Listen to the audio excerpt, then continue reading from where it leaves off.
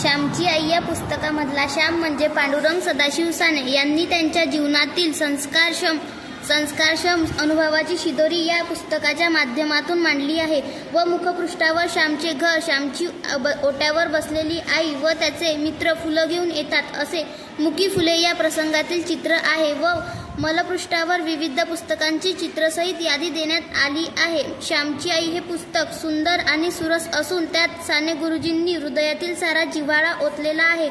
मातेबद्दल असणाऱ्या प्रेम, भक्ती व कृतज्ञता अशा अपार भावना श्यामची आई या पुस्तकात साने गुरुजींनी मांडलेल्या आहे। हे पुस्तक वाचून माझे डोळे व हृदय भरून आले।